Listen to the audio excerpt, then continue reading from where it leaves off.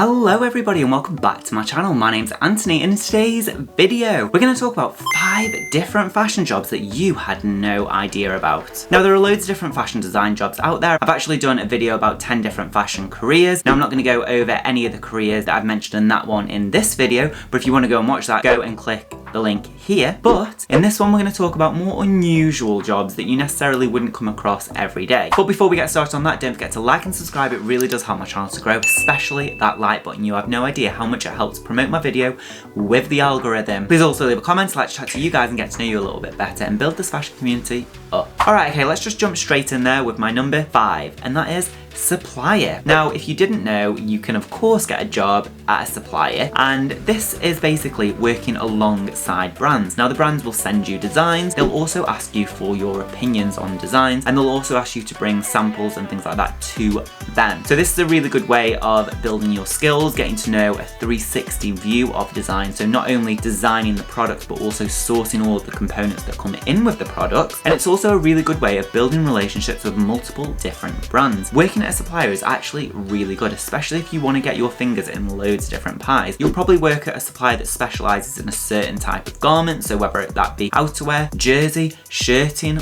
bottoms, denim, anything like that, but you will then be a specialist in that area. And what's really good is you'll be working with loads of different brands. So if in the future a job comes up at that brand that you want to go for, then you might be first in line because they know you, they've worked with you, and they know your capabilities. Okay, so my number 4, machinist. Now, a machinist is someone who basically sews for their career. Now, if you're not really into the design aspect, you're not really good at coming up with a concept, you're not really bothered by that side, but you love sewing, you love making garments, and you know how to make them, then a machinist might be for you. As long as you can work a sewing machine, I don't actually think you need a lot of university training or anything to get into this section of design. As long as you're really good with a sewing machine and you can actually sew, then they're the main requirements. You'll need to be able to show that you can do it, maybe take some samples that you've made in, but a lot of the training will be provided on the job. And commonly in a machinist role, especially if you're working in a large production house, you will only producing a certain part of the garment on the production line. Once you've perfected it, it's like second nature. You'll just be putting in the pockets, you'll be putting in the lapels, you'll be doing the shoulder seams or anything like that. And you'll probably start off with something easy and then move on to more advanced stuff as you move up in your career. A sample machinist is a great option if you want to learn the basics of sewing and you want to progress in a career of sewing. It also means that if you ever wanted to go to university, you've already got the basic skills of sewing there and then. Okay, my number 3, colour, fabric and textile developer. Now, this isn't necessarily a design-based job, but it's very important for design houses. Now, what you'll be doing is developing different colours, developing different materials, and you'll be developing different textiles.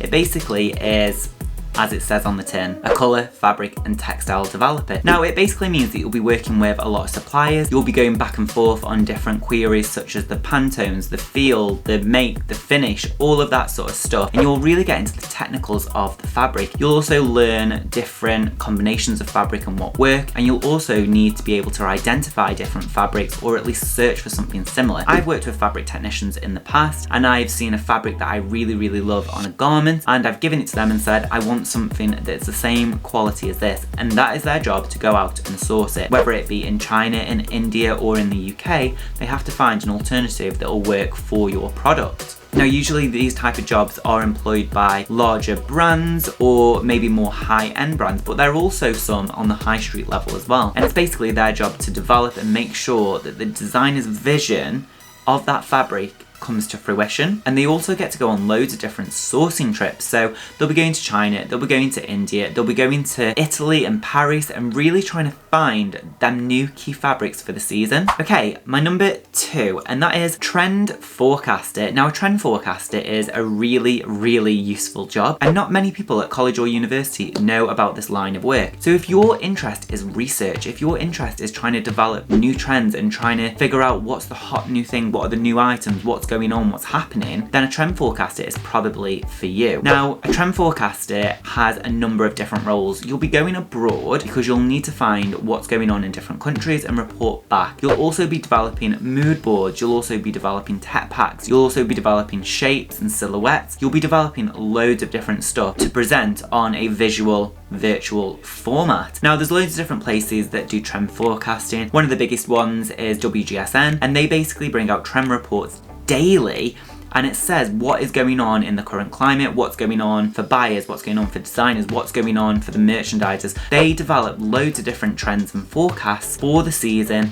and for the next 2 or 3 seasons going forward. And what's really good is that there's always an archive of different trends that have been forecasted, so you can always look back and see how close they were to the mark. So if research is your biggest area that you love, then trend forecasting might be for you. Okay, my number 1, and that is Illustrator. So as an illustrator, you'll be drawing all the beautiful pictures that come along with the designs that have been done. As an illustrator, you'll be coming in probably on a freelance basis where you'll be designing custom bespoke drawings, because believe it or not all designers are amazing hand drawers. A lot of people work on computer. I myself work on computer. I'm much better at drawing on Illustrator than I am drawing by hand. I can draw by hand, but some of the beautiful illustrations out there, I could not even fathom how they get it done. So if you're a really good hand drawer and you really like that skill set and you've got it, then go for being a illustrator, because it's not only fashion that you can illustrate, you can also illustrate